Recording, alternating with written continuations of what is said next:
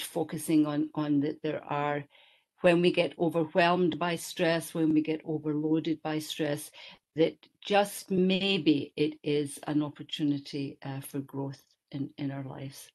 And that it's universal. I don't know, I do not know anyone, by the way, I don't know anyone who does not have difficulty at times in their life with coping with stress. And so I think that's important to know, that it's not something that is, a personalized aspect of, something unique that you're messed up about. I think it's common. I think it's important to understand that, and as I say, to be able to learn from it. And I've got these.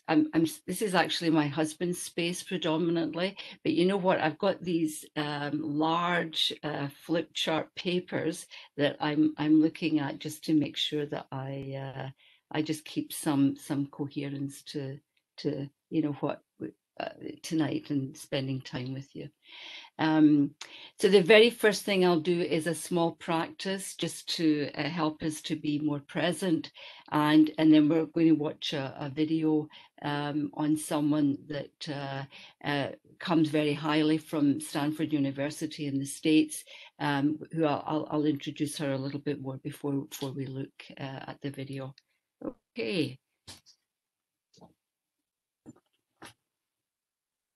So maybe, when I do, I'll do some awareness of breathing for a few minutes, and I will introduce some of the attitudinal components that Sue has sent to you, and that you'll get an idea of what I'm talking about just simply by practicing. I generally close my eyes when I do this, and I'll do it for perhaps 5 or 7 minutes. And if you're not interested in doing it, that's fine. You pass. Give yourself permission, and always to do what you're at ease with and that you're comfortable with. So I'll ring my bells. And we're just gathering our attention.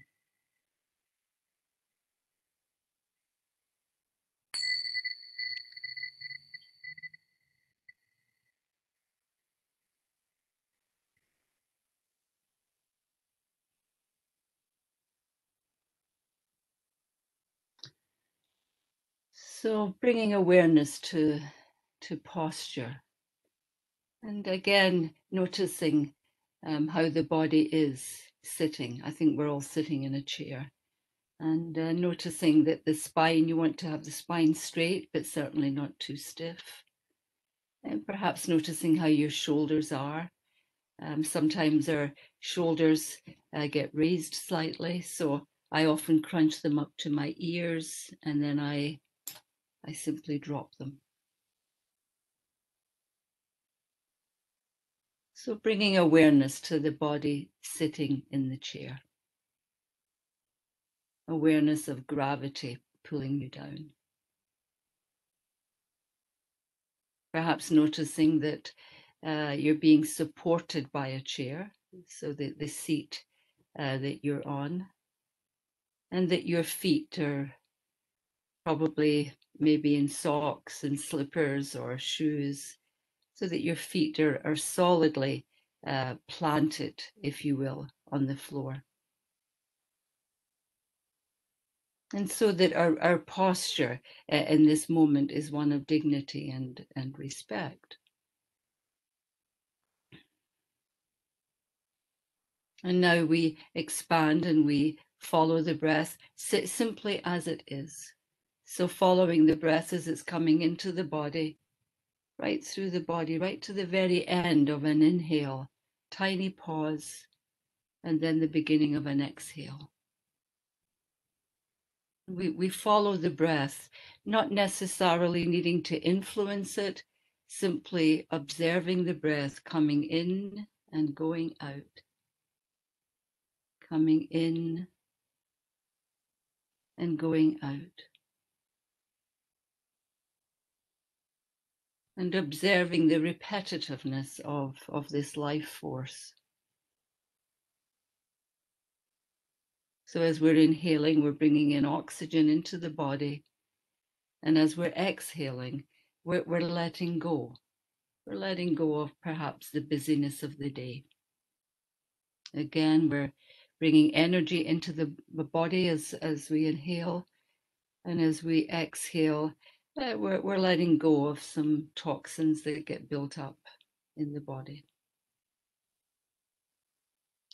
And if you get pulled away into thoughts, noticing the thoughts, maybe in the moment being curious about what you've been drawn to, and then with a gentleness, with a friendly attitude, coming back to wherever the breath is.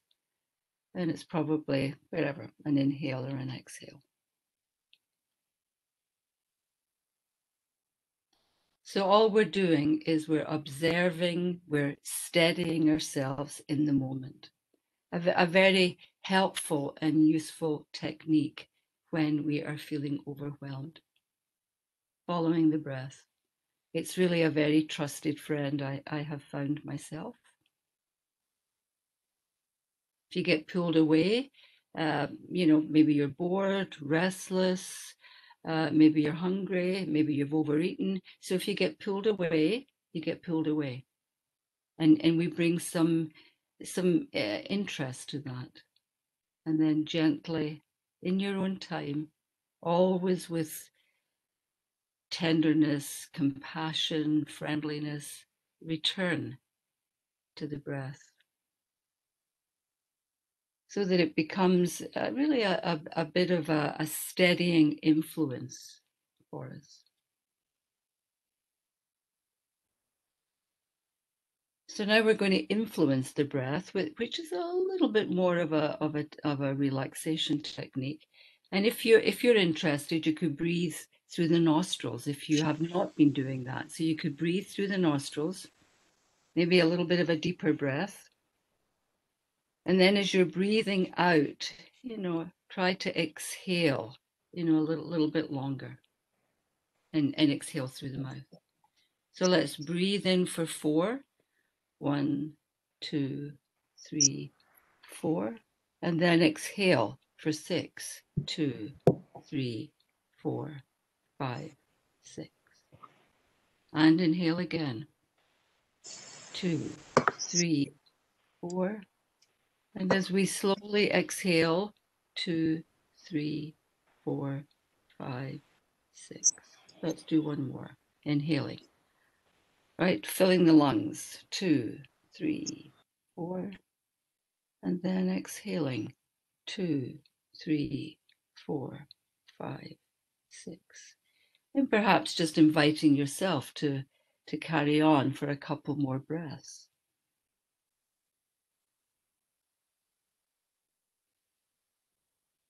And if you need to move around with the time, not to, I was doing 4 and 6, but you could do 4 and 5 or 4 and 7.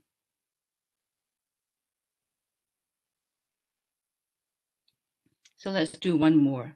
So breathing in, 2, 3, 4, and breathing out, 2, 3, 4, 5, 6. And just return to normal breathing. And perhaps a moment to reflect how that feels. Perhaps you're aware of thoughts about it. Perhaps you're aware of how you feel about what we've just done. So again, you note that with interest. It's not to judge it. It's not to get lost in a narrative about it.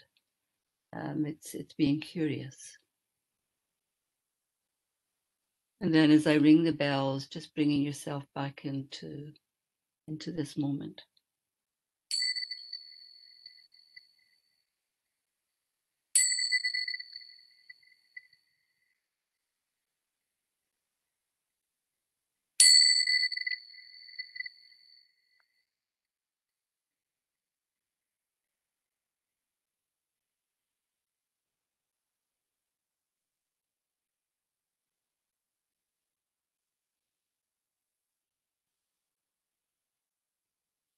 So perhaps just to distinguish something for you that is a baseline for stress, a very simplistic technique, which is what I'm interested in simple ways, because that's how we'll be able to apply in our daily life.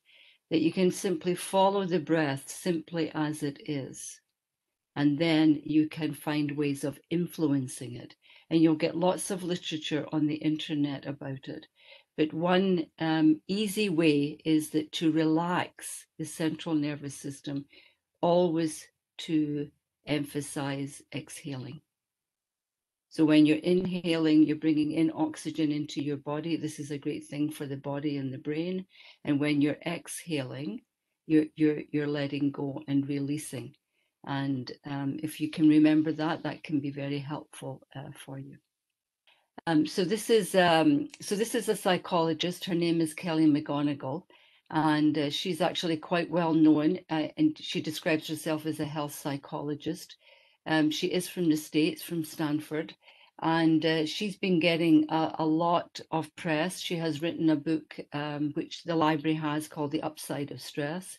And you know, she again is promoting that there are many aspects to stress in her life, but that she's very much wanting to emphasize what is our mindset, what is the attitude that we hold towards stress in general. So it's 14 minutes long. It's YouTube, and perhaps you may have some comments at the end of it, but I hope that you enjoy it. And I've now got the wonderful job of trying to get that connected. So while Joan does that, yes. I'm just going to give the credit for where we're pulling this from tonight. So this talk was presented at an official TED conference, and we've accessed it on the web at TED.com. And as Joan said, the gal's name is Kelly McGonigal, and this is TED Global 2013, How to Make Stress Your Friend. Okay, so we'll just go straight into it, right?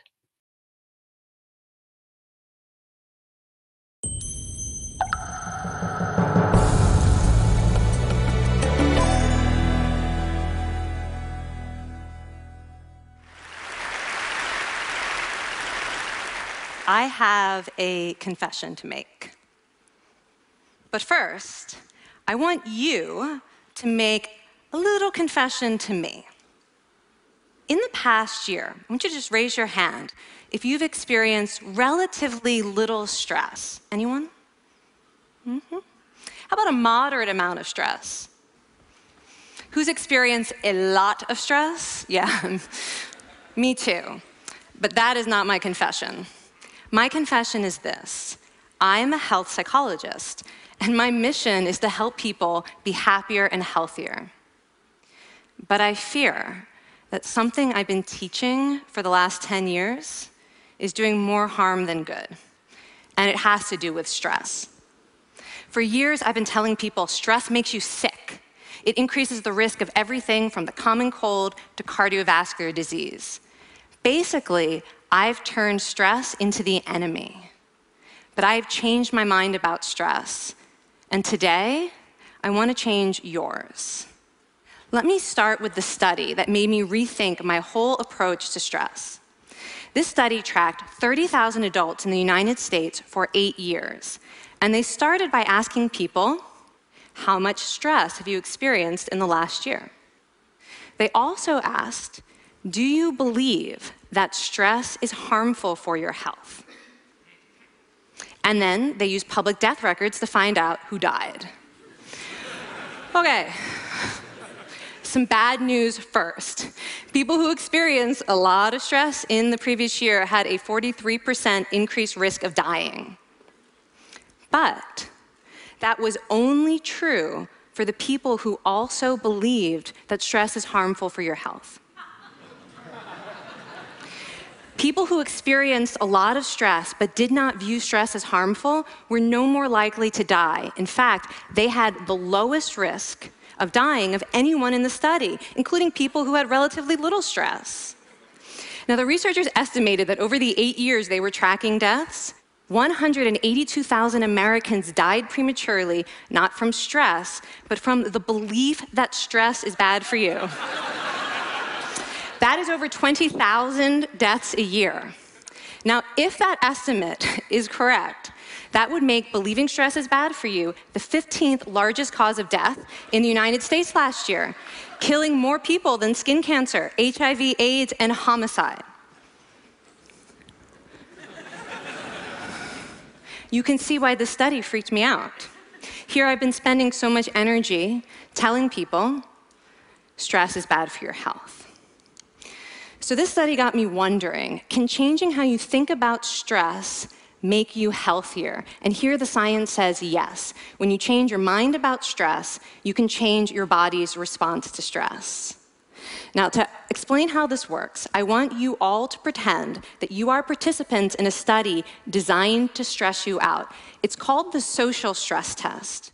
You come into the laboratory, and you're told you have to give a 5-minute impromptu speech on your personal weaknesses to a panel of expert evaluators sitting right in front of you. And to make sure you feel the pressure, there are bright lights and a camera in your face, kind of like this. And the evaluators have been trained to give you discouraging nonverbal feedback, like this.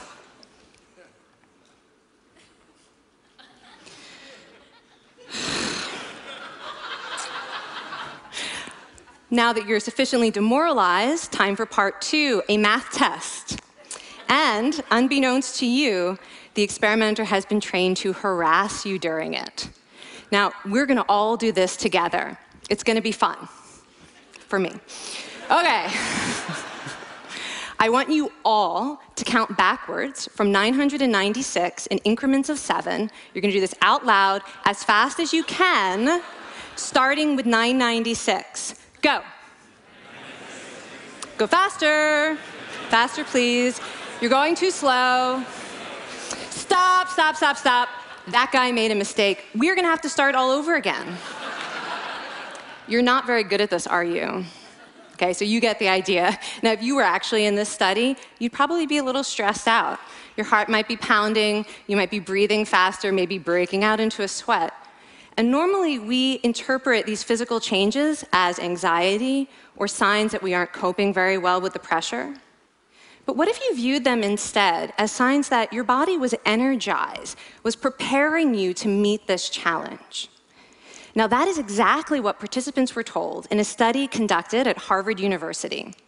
Before they went through the social stress test, they were taught to rethink their stress response as helpful. That pounding heart is preparing you for action. If you're breathing faster, it's no problem. It's getting more oxygen to your brain. And participants who learned to view the stress response as helpful for their performance, well, they were less stressed out, less anxious, more confident. But the most fascinating finding to me was how their physical stress response changed. Now, in a typical stress response, your heart rate goes up and your blood vessels constrict like this.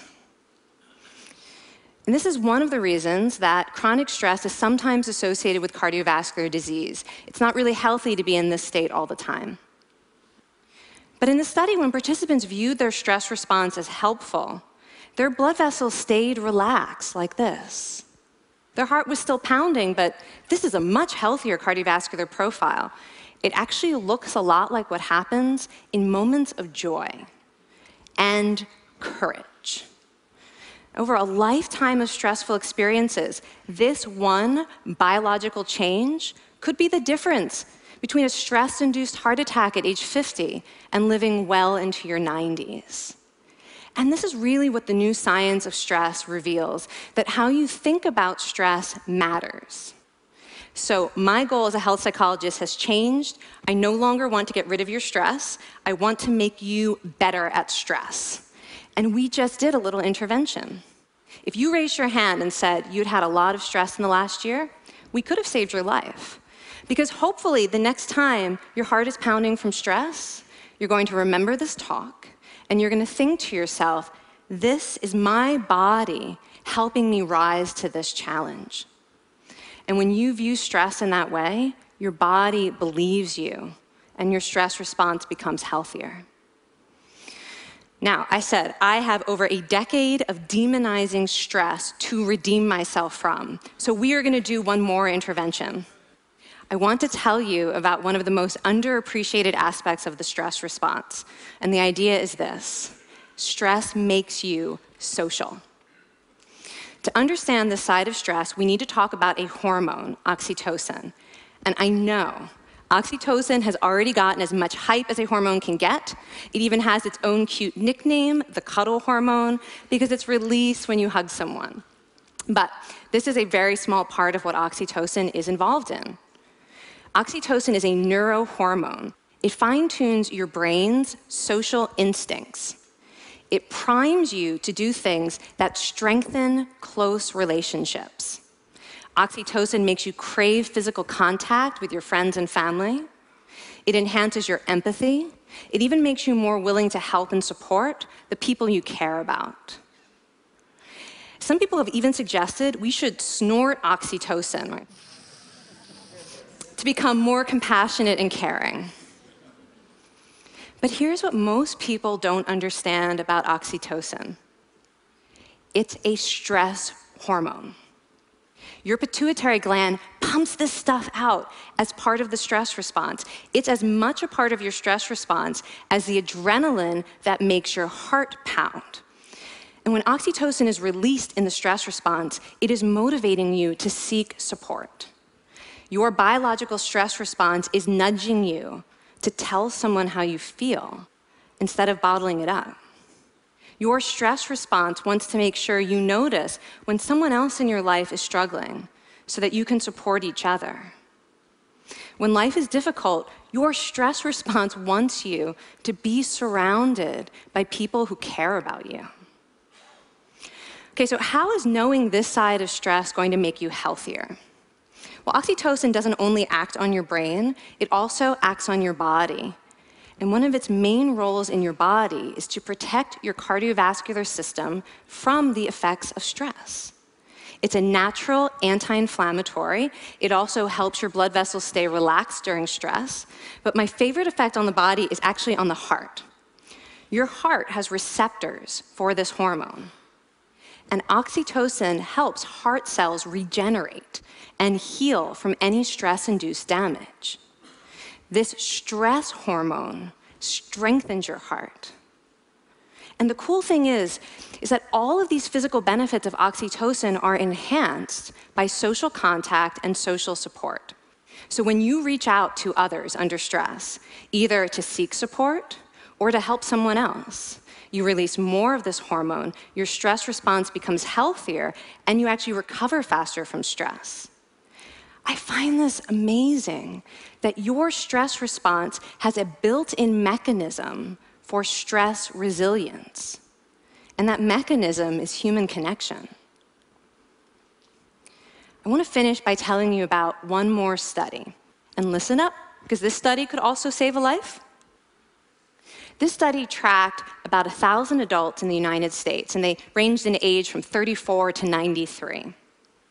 And they started the study by asking, how much stress have you experienced in the last year? They also asked, how much time have you spent helping out friends, neighbors, people in your community? And then they used public records for the next 5 years to find out who died. Okay, so the bad news first. For every major stressful life experience, like financial difficulties or family crisis, that increased the risk of dying by 30%. But, and I hope you are expecting a but by now, but that wasn't true for everyone. People who spent time caring for others showed absolutely no stress-related increase in dying, 0. Caring created resilience. And so we see once again that the harmful effects of stress on your health are not inevitable. How you think and how you act can transform your experience of stress. When you choose to view your stress response as helpful, you create the biology of courage. And when you choose to connect with others under stress, you can create resilience. Now, I wouldn't necessarily ask for more stressful experiences in my life, but this science has given me a whole new appreciation for stress. Stress gives us access to our hearts. The compassionate heart that finds joy and meaning in connecting with others. And yes, your pounding physical heart working so hard to give you strength and energy. And when you choose to view stress in this way, you're not just getting better at stress, you're actually making a pretty profound statement. You're saying that you can trust yourself to handle life's challenges. And you're remembering that you don't have to face them alone.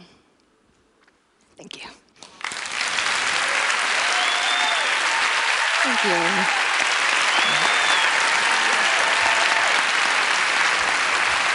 I mean, this is kind of amazing what you're telling us. It seems amazing to me that a belief about stress can make so much difference to someone's life expectancy.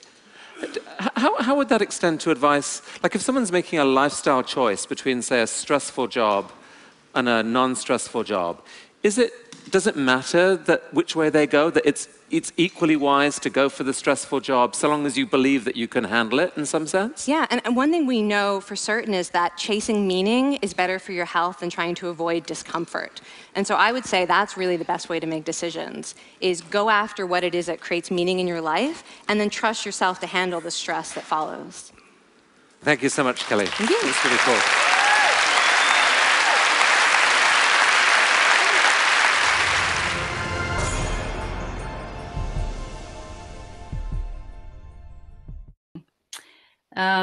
Any comments about anything that came through from that video on stress?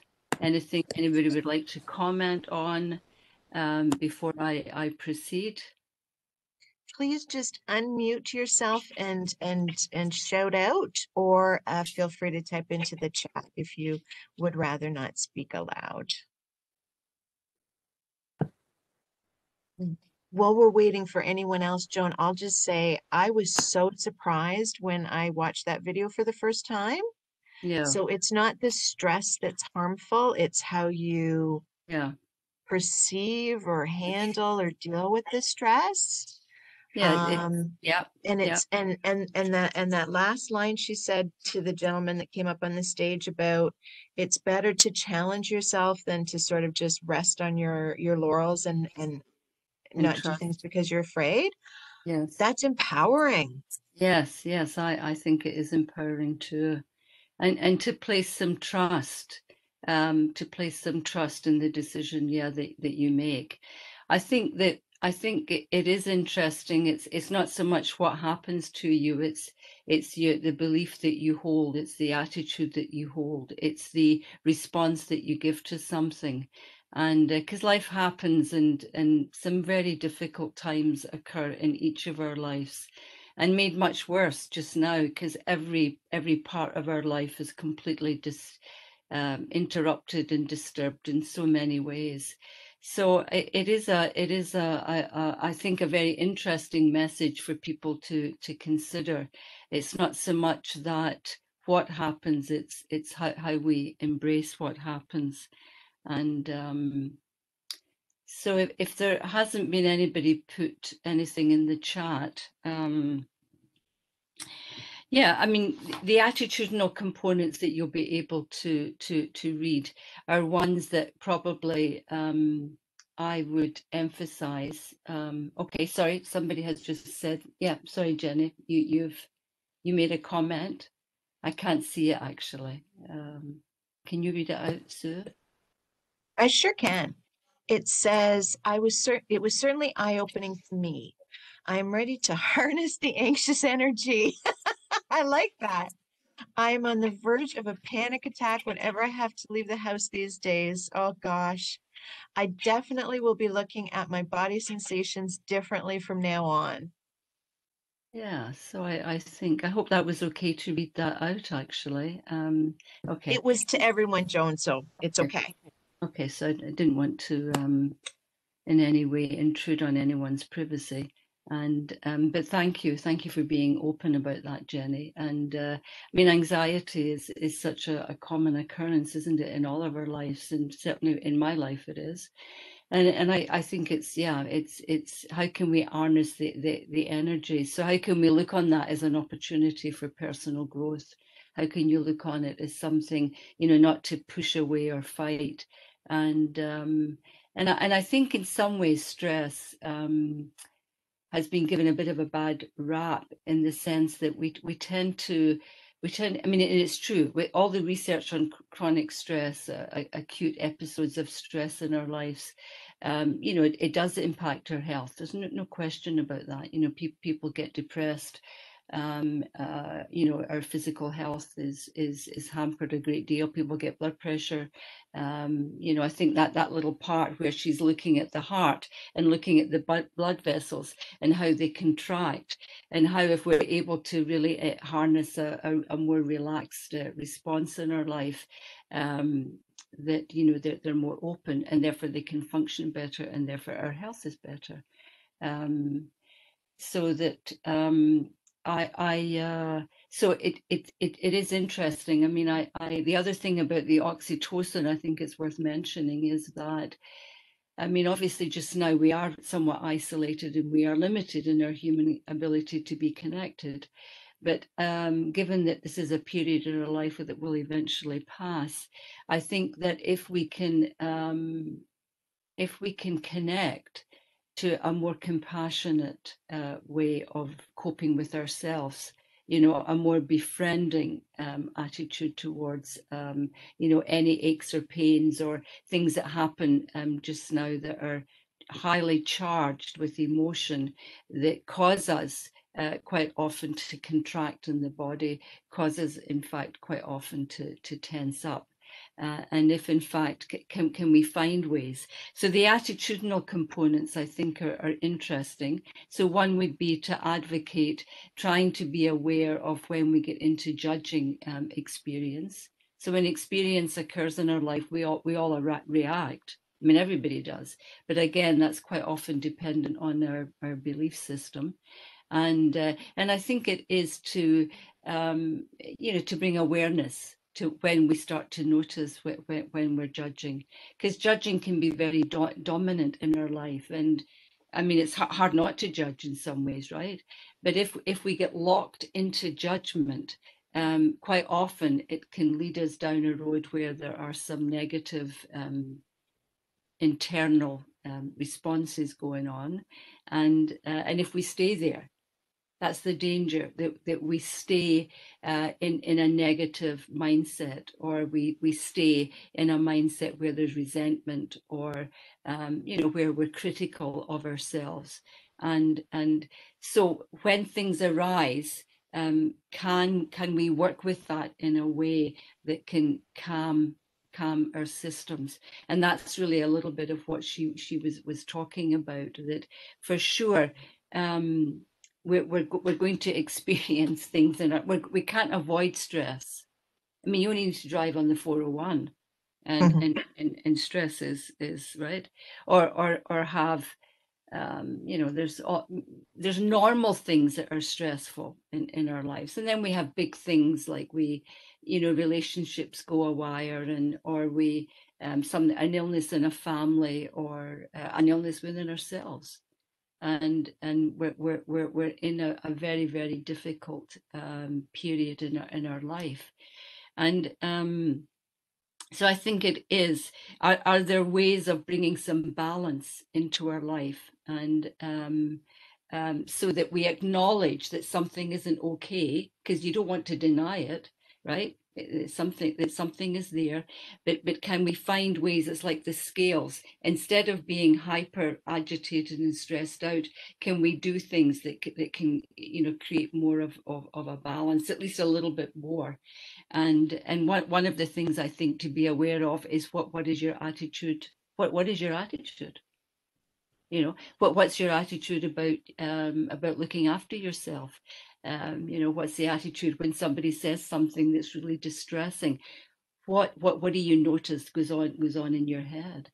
And can we bring, when it's difficult, when we are unhappy, when we're sad, you know, can we bring some kindness to that? Can we bring some patience? Can we bring some ability to befriend ourselves? And because we're good at doing that with other people, but we tend not to be so good at doing it to ourselves. And at the very end of that, you know, she talks about opening your heart, which, you know, I think sometimes that can be very vulnerable for some of us to do that to ourselves.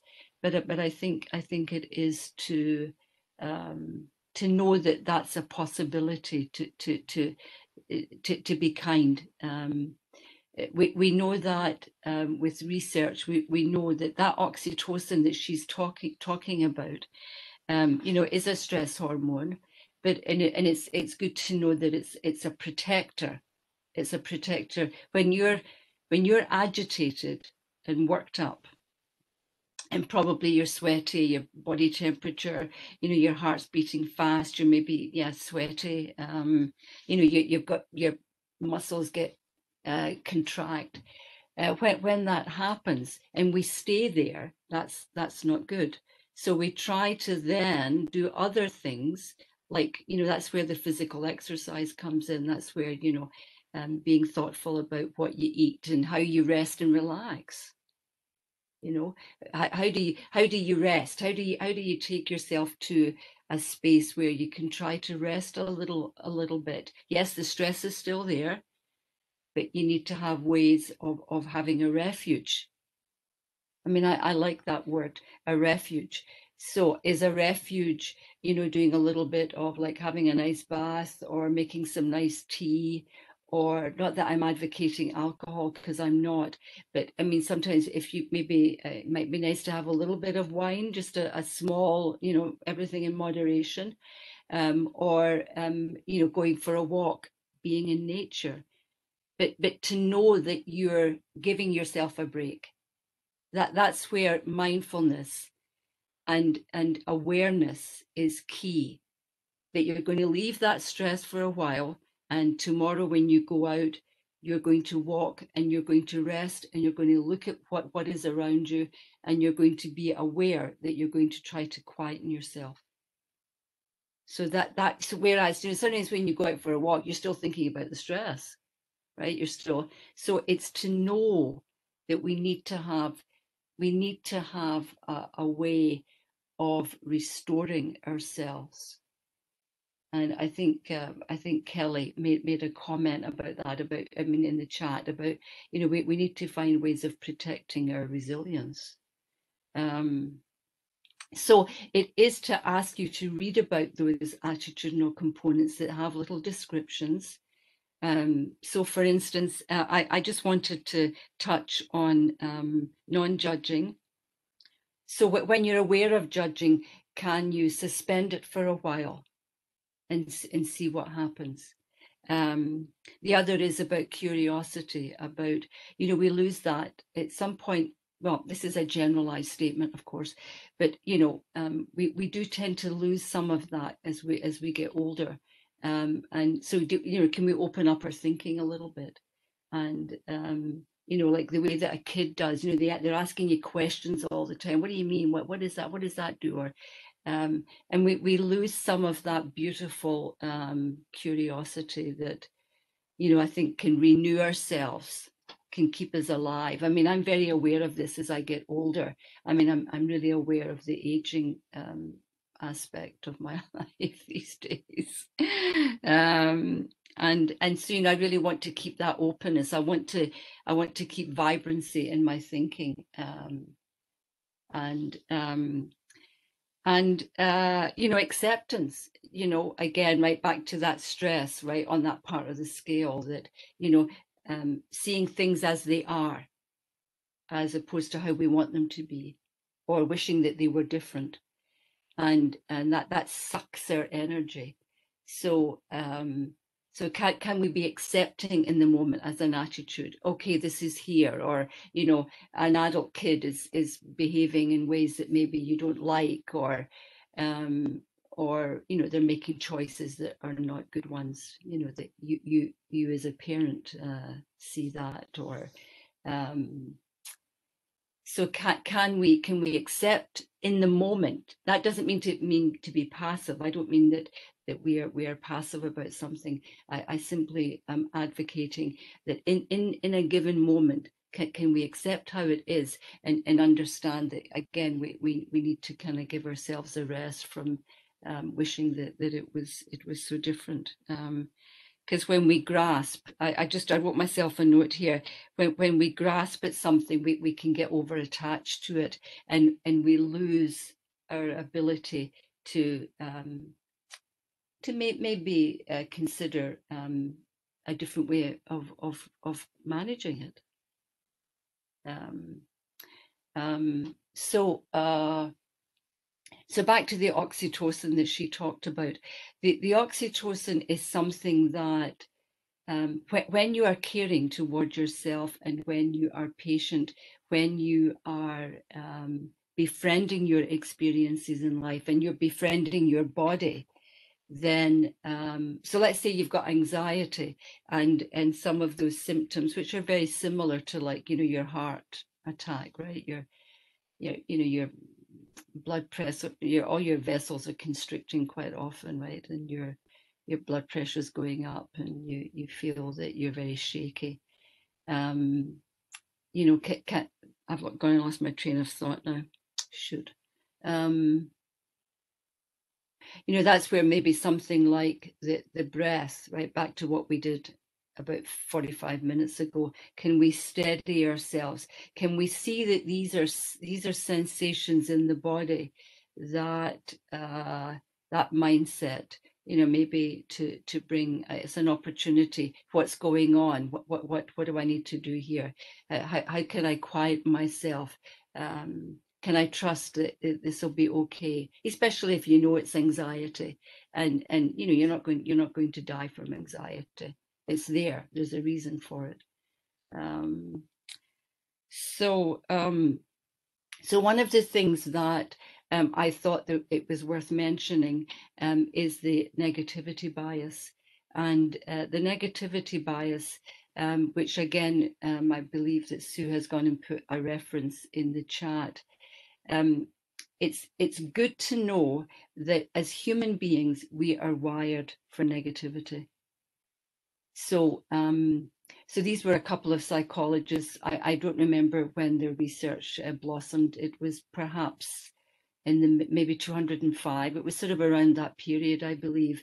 And they discovered through their research that that we are wired. I mean, our survival over the evolution of mankind, that they found that we, in fact, we get drawn to the negative. We get drawn to it, and we weigh a lot of emphasis on negativity.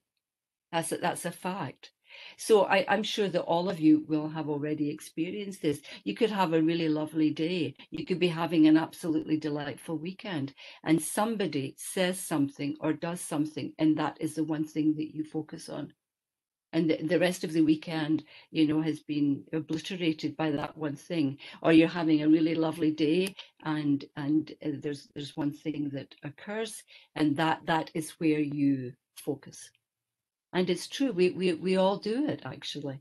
And so it seems that with our wiring, that with our neural pathways, that it's important, I think, to know that we do gravitate towards that too. It seems that we more easily want to hear bad news. It's like people getting drawn to news on the TV, that they want to stay focused on that, or gossip in an office. We want to kind of get more of it.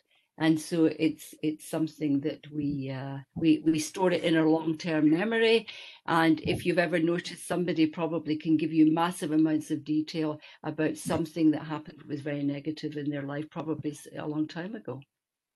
And so one of the things that you might want to experiment with is that one of their suggestions was that in order to try to balance that out, back to those scales again, that you think of something that's a well-being, something that's positive, something that's pleasant, and that you think about that from, say, 12 to 20 seconds. So you just stay with it. And that's got a good chance of transferring that from your short term into your long term memory. So it's something that actually is talked about a lot when people are talking about stress management these days.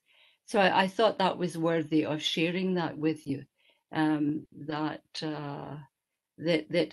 be aware that there's this tendency to focus on the negative anyway. And that we do that, it seems, when stress or when we're more vulnerable. And that leads nicely into the idea of taking in the good in your life. And, I wondered how I would describe that to you. And, Rick Hansen, the library has got quite a number of resources on his books. And I do enjoy myself listening to him. I think he's got a wonderful way of communicating material.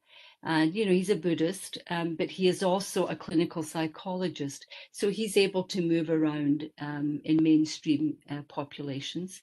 And I do think it's interesting. So he's written in a lot about taking in the good every day of your life. And I thought that also was a lovely thing to share with you, that every day of your life, whatever that is, the most simplistic of things. So that could be sitting with tea, a cup of tea, or it could be, obviously going for a walk. I'm a big walker myself. Could be, looking at a magazine, could be reading, something that you're clear that this is a good thing for you to do. Again, back to that knowing, okay, I'm going to sit here and I'm going to make myself a nice lunch. And you attach, that this is important. I'm going to enjoy this lunch. Doesn't matter with all these things that are going on around me. I'm going to, have that half hour, and I'm going to sit and I'm going to taste my meal, and I'm going to digest it. And so that's little example. Of course, I ought to have written down different examples. I have certain books that I like looking at. They're not things that I need to be currently reading. I just want to take something and maybe read a few pages of something. I love poetry. There are certain poems that I like to read. I'm big on gratitude. I like to do gratitude practices on a regular basis, and quite often I do a breath exercise at night, and I do 3 things that I'm grateful for. And, it's very, very simple things. I'm grateful for that we're healthy right now. I'm grateful for our neighbors next door. I'm grateful to the library. I'm grateful to be sitting here with all of you. And hope you are too. So, yeah. So, there's lots. I think I'm always eager to say that I believe that out of stress, that good things can happen to someone. But I think that there has to be this effort and awareness made to try to, out of something that's difficult, there are things that we can learn from, so that the next time around, we're wiser. We have lots of wisdom that we don't know about. Lots of wisdom. We tend to downplay our own personal wisdom, I think. I think each of you probably has got all sorts of strengths, and perhaps that it is to enhance those strengths every day of your life. Write them down, journal on them. Yeah. So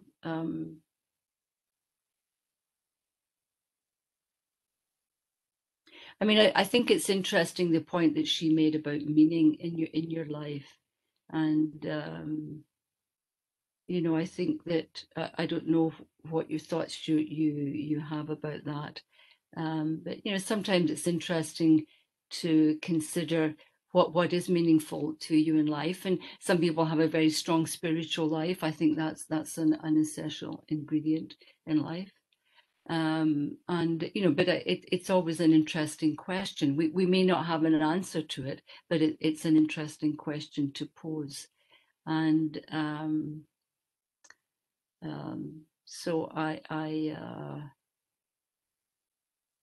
there's lots of questions, right, that we don't know the answers to, but I think it's important to ask them. And so I have really covered what I had prepared, and you know, there's probably things that I wanted to say, but those are the main aspects. The other thing I just noticed what I meant to say, that yeah, let me just get this paper. It's interesting.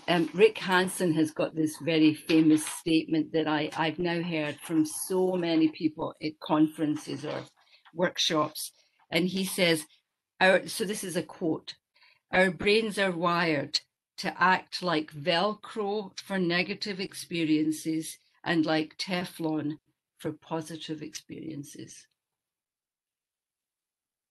Just to get back to that whole thing about negativity. And the other is, you know, the neuroscience, of which I'm certainly not an expert to talk about, but it is worth saying. It's a new science, but it is worth sharing that before it was always felt that the neural pathways up here, right from your formative years, that was it until the rest of your life. And now they're finding that that is not the case, that these neural pathways, all this circuitry up here, in fact, can change. And while it's a new science, this is like a major step in terms of understanding how the brain operates. So to bring compassion and to bring care, befriending experience as it rises can be very significant in that regard. And so it's really a practice. It's really training yourself to be kind to yourself. It's true. And we can do that through breath. We can do that through prayer, through meditating, and we can do that through, well, right now, lots of our activities are curtailed, but that's just a temporary thing in life. So I'm wondering if, so I was planning to do another practice for 10 minutes, and where I would bring in compassion, and but I wondered if anybody would like to ask anything, or maybe ask Sue if there's anybody has said anything. I don't want to miss anyone. No comments yet, and I was just thinking the same thing. If anybody has any questions or comments. So Joan, what I'm getting from this is that we can change our reaction if we practice.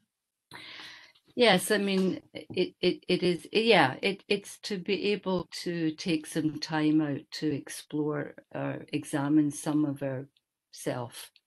And especially when we get into difficulty with stress, which is partly our topic, right? And, you know, maybe just to stand back a little bit and look at our mindset, look at kind of, you know, what's coming up, what are we thinking? Is it blocking us from being able to quieten ourselves? Is it blocking us from looking at it rather than get locked into the reactivity, which we all do? I do. We get locked because we always think we're right. You know, we get stuck in our opinions and in our views, and that makes life difficult. You know, that causes sort of suffering because we're not hermits, right? We're interacting in relationships and in family situations, and let's face it, it's not easy. having relationships in families. There's always something coming up. But yeah, so I'm advocating that that we can look at these difficulties and open ourselves up a little bit. And that becomes easier if we make a commitment to doing it on a regular basis, for sure. And you know, there's lots of resources through the library, lots of podcasts. Even if you just stuck with Rick Hansen, you would be well informed through his work. And now, you know, you get somebody like Kelly McGonigal, if you're interested in what she's saying. You know, it's not hard to, it's very difficult to tolerate uncertainty. Let's face it, it's very hard, you know. So we need to keep building in resources in our life, you know, to help with that, whether it's being with like-minded people or having some people that can support us. So, you know, some people are better at dealing with stress than others, for sure. Or, you know, whether it's trying to go to a group or listening to things that the library is bringing up. I mean, just now we're all challenged because we've got these restrictions, right? But you know, it's we're still able to function with this approach tonight. And sometimes you need to go and talk to somebody. I mean, you do, yeah. I mean, that's always ultimately an option. Yeah. Yeah. Vicky has made a comment. So important to find joy in our life and give ourselves permission to give ourselves self-care. Yes, absolutely. I completely and totally agree. I think that's interesting that you brought that up about joy. Yeah. You know, I think that's that part of taking in the good. Yeah. What makes you happy in life? You know, it could be something very small. I mean, we all want to be happy, but you're right. And really putting self-care up there. Yeah, yeah, yeah. I was like many other people. I didn't do that for a long time. I was too busy working and doing this and doing that, and thought that I was invincible and all that jazz. And you know, and I still have a tendency to do that actually. But you know, I'm learning to put myself so that these things that I'm suggesting to you, I do them myself. I walk that talk, but I also acknowledge that it's sometimes not very. It's hard because you know, you keep getting drawn into your old habits, and so there you go. It's work in progress. Yeah. Joan, is that a throwback to people trying to survive in you know, caveman days? Is that why we lean to the negative, we lean to the worry rather than bracing and leaning to the positive? Well, I think it's true about the negativity I think the negativity, you're right, was going back to warrior days, you know, people fighting for survival. I think that part of it was for sure. Yeah, yeah. And I think we've carried that on. I think the thing about women in self-care, I mean, I don't know if there's any men here. Some men would agree with this as well, that they've been socialized. I mean, women have been socialized into looking after others. There's no doubt about that. And you know, your own personal background, right? Our own personal background very much was probably, you know, mine was very much based on giving. And I think that's something I still advocate for, but not at the expense of your own personal health. Yeah. So, I mean, balance is it's a you know, I have a friend who says, really, Joan, can you ever have balance in your life? Well, and so I think it's something that, you know, you work away at. You work away at it, you know. I like that scale scenario. It may never be equal, but you know, can we make sure it's not like this? You know, this is the bad stuff, if you know what I mean. That you know, can we bridge the gap? Yeah, bridge the gap. Yeah, yeah. So,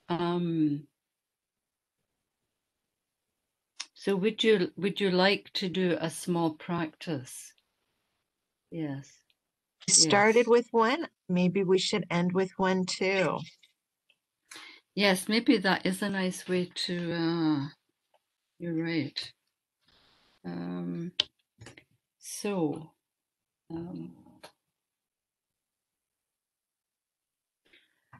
so let us join in a practice. Yes. Okay. Okay.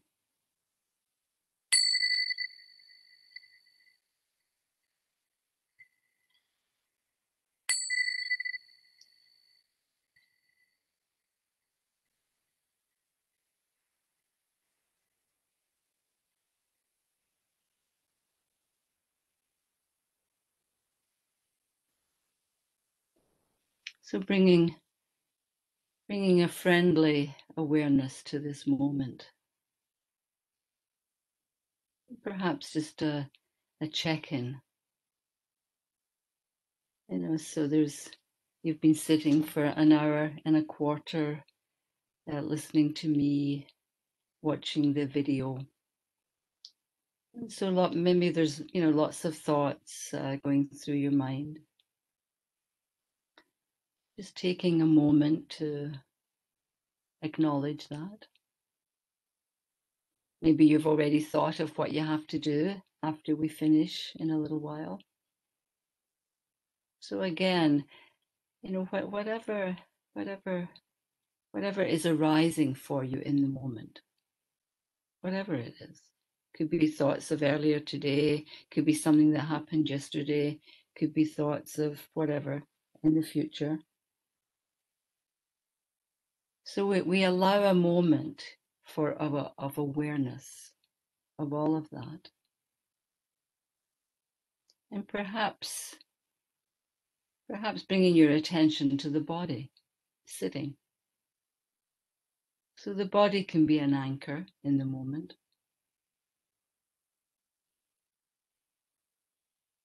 So the body, feet are planted on the floor.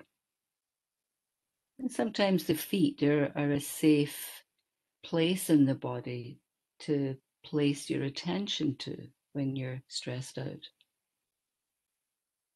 Or maybe there's another place in the body that you might choose, maybe the hands. So feeling the body sitting here in the chair, perhaps adjusting the posture. Your eyes can be closed or open, whatever is comfortable for you.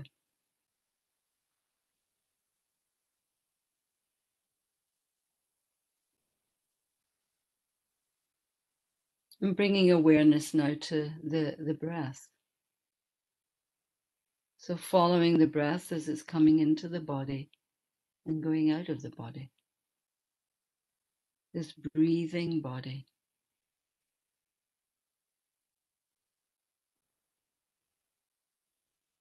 So in this moment, there's absolutely no need to be anywhere, and you don't have to do anything right now in this moment, other than following the breath coming in and following the breath going out.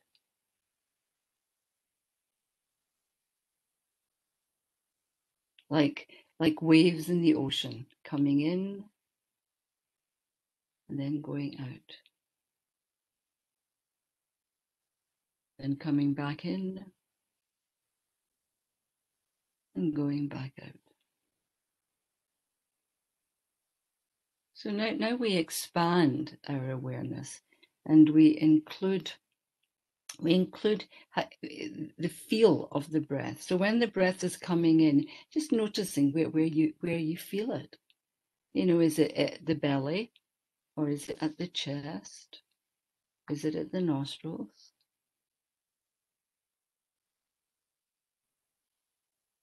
Is it different when you inhale to then when you exhale?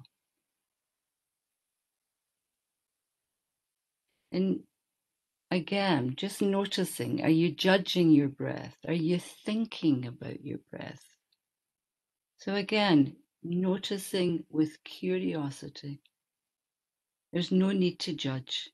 All we're doing right now is observing with interest, breath coming in and breath going out.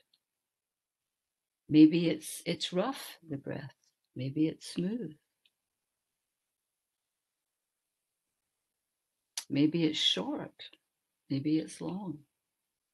Maybe it's shallow or deep. So again, we're cultivating some curiosity about this moment, this experience of breathing. And no doubt we'll probably get pulled away into thinking, or feeling, or perhaps another distraction. Thoughts is the most common, right?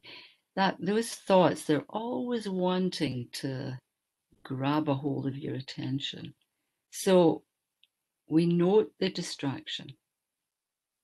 Just take a moment and a pause around it. And very gently, we return to the breath coming in and going out. It's a really, it's an anchor. It's a refuge. So let's just say we've got pulled away because we're feeling overwhelmed. Okay, lots going on. So again, we acknowledge this activity of busyness. And then we keep practicing coming back to breathing in and breathing out. Not trying to think about it, not trying to judge if you're doing it right or wrong. No need for that. Simply connecting to this life force that's free, it's accessible.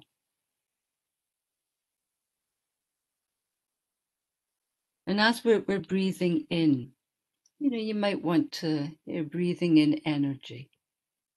As you're breathing out energy. And so there are some statements that often can be very helpful. May I feel safe. Breathing that in. May I be safe. And breathing it out. And may I be full of well-being. Breathing it in, right to the very cellular level. And breathing out. May I be kind to myself right now. May I be kind to myself in this moment.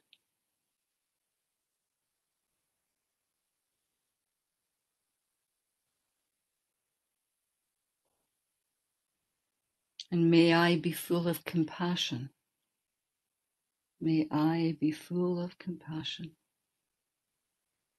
And perhaps you might want to make up your own statement in private. Just following the breath, breathing it in and breathing it out. And you could always go back to the beginning. May I be safe. May I be full of well-being. May I be kind in this moment to myself. May I be full of compassion.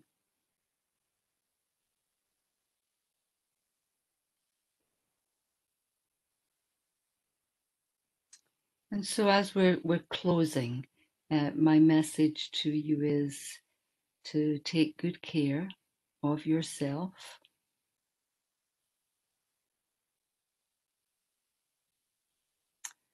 To offer gratitude to each of you and to Sue. Sue's been a really lovely person for me to connect to through the library. So we'll do more as time goes on. So again, gratitude to her.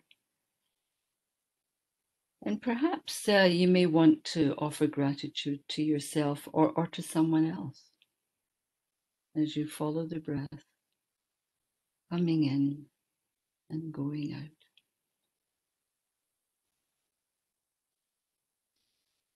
And at the sound of the bells, just bringing yourself back into the next moment.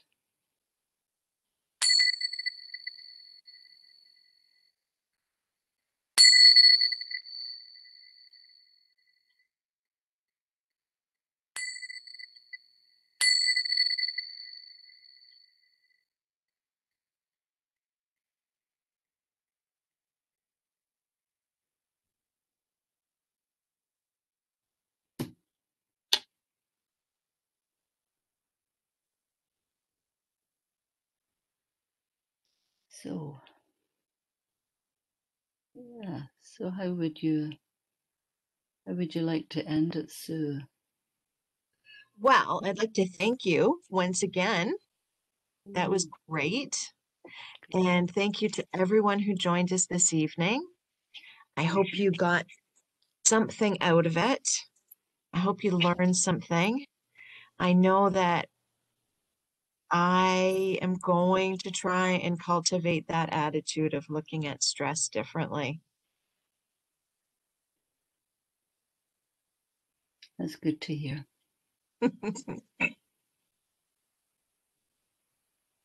Yes. So, yes. Thank you, Jenny. Glad you could. Until we can meet again in person. We will meet again. We will meet again.